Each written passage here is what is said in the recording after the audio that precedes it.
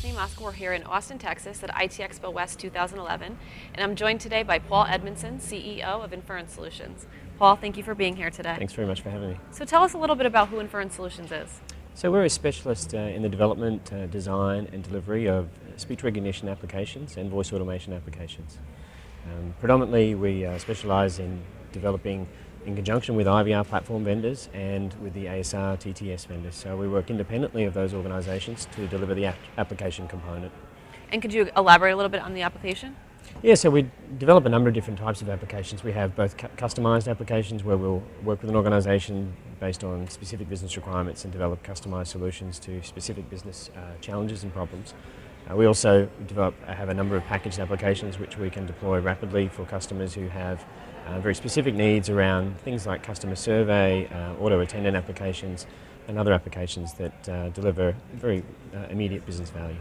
And I can't help but notice your accent. Where are you guys from? So I'm originally from Sydney in Australia, and the company actually has strong ties there as well. The company itself and the technology and patents originally came out of a company called Telstra Research Laboratories, and Telstra is kind of like, I guess, the AT&T equivalent down in Australia. And in 2004 they shut the Telstra Research Laboratories down, and a number of the key scientists and developers spun off a company called Inference, and still continue to develop that technology today down in Melbourne. So what was the reason behind expanding into the United States? Well, look, I guess it's a natural progression for our growth and development, really. We've had enormous success in developing the business in Australia over the last 6 years, and I guess North America is an ideal market to really grow our business. We also looked at the North American market as a region that's probably, whilst quite developed in terms of speech deployments and automation and IVR, not so much in the mid-market sector. We have a strong capability to deploy solutions into the mid-market, and we really feel that there's an opportunity there to grow our business in that marketplace. And how exactly do you plan to service the North American region? Yeah, look, our business model is based around a channel-based go-to-market. So we're looking for establishing a number of business partners across the different segments.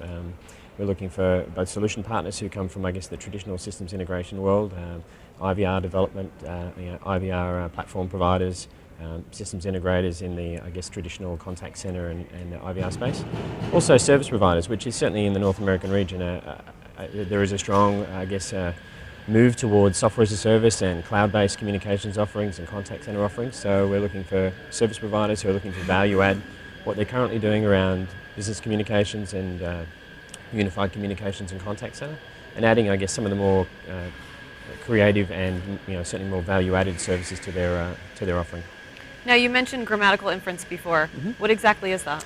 So look, to put it simply, grammatical inference is really, I guess, the technology, the underlying technology, and the method in which you're using machine-based learning principles to automate many of the speech development processes. So I guess traditional vendors have a very complex, and I guess almost a complex science approach to developing speech applications, which has a tendency to lead to very long, drawn-out, expensive projects.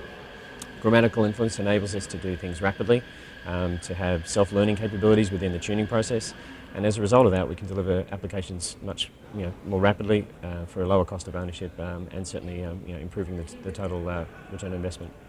So there's a lot of different companies in the speech recognition industry. How would you say that your company stands apart? Look, I think there's a number of factors, I guess. Certainly the grammatical inference component and our ability to do things rapidly. As a result of that, doing things at a lower cost point is certainly a key aspect.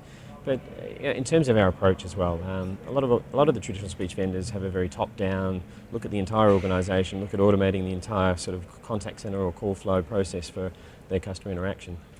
As a result of that, you get a very long, complex, drawn-out project, and obviously a huge cost that goes with that. Our approach is different. We look at working with organisations about where there's specific areas that we can deliver immediate value to. We look at developing applications rapidly, deploying them, as I say, effectively within their organisation, improving the value that speech can deliver. And as a result of that, we're able to then prove that business case, repeat that approach, and look for other aspects of the business where we can deliver some immediate return. Some good examples of that down in Australia were with Virgin Airlines, which is the tier 2, I guess the number 2 airline in the country. Similar to Virgin America here, but certainly much larger. The approach there wasn't to automate the entire customer experience and the entire sort of process for booking a flight. The approach was really to look at where are the areas in the contact centre where we could deliver some immediate value, where there's a high cost to deliver a service that's not necessarily of high value in terms of revenue. So things like FAQs and baggage inquiries and flight information, really great ways to start introducing speech into that organisation, and over time look at more and more aspects within the customer experience and as well as internal processes as well for things like baggage, cabin inquiry, cabin staff and things like that. So speech recognition in general is definitely, the adoption of it is increasing. Mm-hmm. How do you see it evolving in the next 5 years? Yeah, I mean certainly there's certainly a big move towards a lot of mobile apps, and that's certainly a lot of talk from the analysts is that mobile applications will take over and speech will become somewhat of a second or take a back seat, so to speak. We certainly don't believe that's the case. I think that there's an opportunity to introduce automation in a lot more aspects of organisations, not necessarily just customer-facing components. We're doing some work with an organisation at the moment where we're looking at using biometrics to actually clock on and clock off staff who work at remote locations. So as a result of that, we're able to do things, as I say, from an internal HR and other aspects, password resets around speech biometrics and a number of other internal applications which will leverage speech certainly in a significant way in the future. Well, thank you so much for your input, and thank you for being here today, Thanks. Paul. Thanks very much. Thanks.